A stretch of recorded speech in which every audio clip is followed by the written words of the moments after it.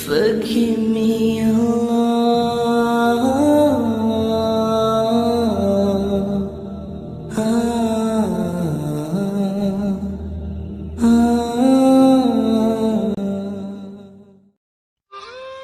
Bismillahirrahmanirrahim. Pada suatu hari Rasulullah SAW ditemui oleh malaikat Jibril. Rasul pun bertanya, "Ada apa wahai Jibril?" Jibril menjawab, "Wahai Muhammad, sesungguhnya hari ini Allah Subhanahu wa Ta'ala sedang mengobarkan nyala api neraka dan seluruh para malaikat amat ketakutan. Mereka tidak tahu harus bagaimana. Untung aku ingat," kata Jibril, "bahwa engkau Muhammad adalah sumber cinta dan sayang Allah Subhanahu wa Ta'ala kepada alam semesta.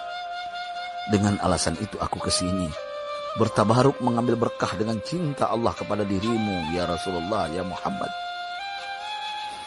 Rasulullah terdiam beberapa saat, kemudian bertanya lagi, "Wahai Jibril, ceritakan padaku bagaimana neraka itu sesungguhnya."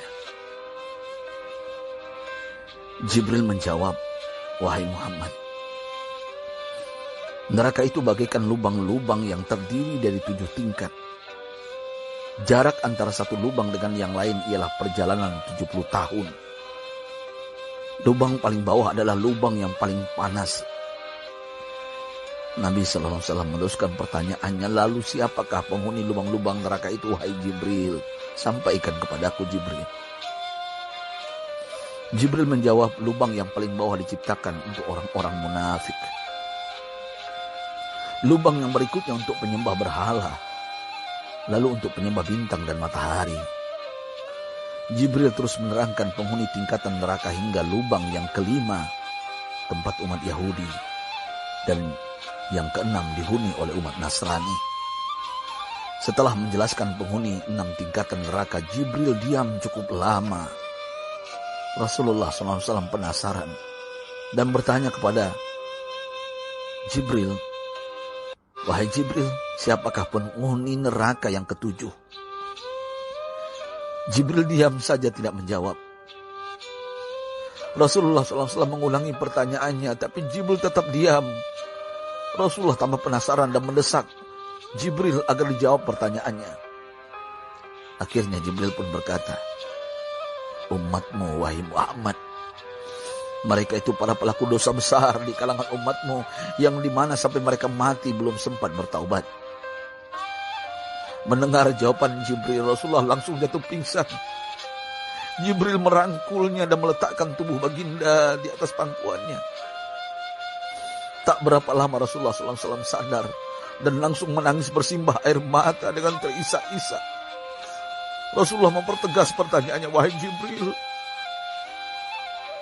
apakah benar ada di antara umatku yang masuk neraka?" Jibril menjawab, "Benar wahai Muhammad, pelaku dosa besar di antara umatmu yang belum bertaubat." Setelah itu Rasulullah menghadap kiblat dan sujud kepada Allah dalam isak tangisnya. Sesekali dengan suara pelan beliau membisikkan kata-kata, "Ummati ya Rabb, ummati, ummati, ummati." Beliau SAW tidak mengangkat kepalanya dalam keadaan seperti itu selama 3 hari 3 malam. Kecuali setiap Bilal bin Rabah mengumandangkan azan, barulah beliau bangkit untuk menjadi imam. Dan setelah itu kembali sujud lagi.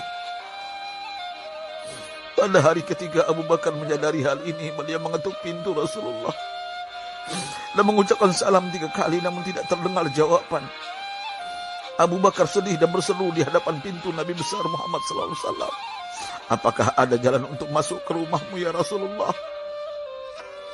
Tetap tidak ada jawaban. Di jalan Abu Bakar bertemu sahabat Umar. "Mengapa engkau menangis wahai Abu Bakar?" kata Umar. Abu Bakar menceritakan keadaan Rasulullah SAW. Maka Umar pun melangkah menuju rumah Rasulullah dan terjadilah hal yang sama. Umar pun pulang dan menangis. Di jalan Umar bertemu sahabat Salman Al-Farisi. Dengan terisak Umar bercerita kepada Salman hingga membuat dia amat sedih, namun tidak berani mengulangi hal yang sama. Salman melangkah menuju rumah Fatimah radhiyallahu anha dan menceritakan hal itu. Setengah berlari Fatimah menuju rumah ayah tercinta dan mengetuk pintu sambil mengucapkan salam. Mendengar suara lembut putri tercinta, sejuklah dada Rasulullah. Beliau bangkit dari sujud dan membuka pintu. Alangkah terkejutnya Fatimah melihat Rasulullah ayah tercinta amat kurus dan pucat. Fatimah memeluknya lalu menangis, "Wahai ayah, apa yang terjadi? Mengapa engkau amat sedih seperti ini?"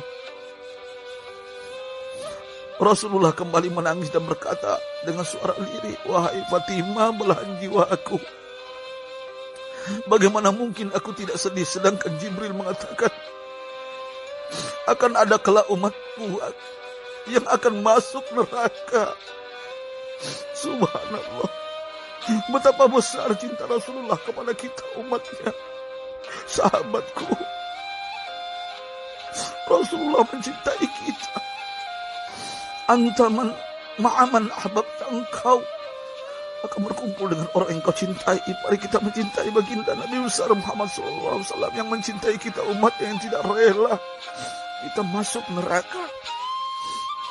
Mari kita mencintai beliau dengan berselawat, Allahumma shalli ala Sayyidina Muhammad wa ala ahli Sayyidina Muhammad. Allahumma shalli wa sallim ala Sayyidina Muhammad karimil aba wal ummahat. Allahumma shalli ala Sayyidina Muhammad wa alihi wa sahbihi wa sallim. Sahabatku, sampaikan dan silakan share sahabatku di sosial media. Rasul mengajarkan kepada kita, man dalla ala khairin falau mislu ajri fa'ili. Siapa yang menunjukkan kepada kebaikan, maka dia akan mendapatkan pahala seperti orang yang mengerjakannya. Mudah-mudahan ini menjadi pahala jariah bagi kita. Saya Ustadz Oren. Assalamualaikum warahmatullahi wabarakatuh.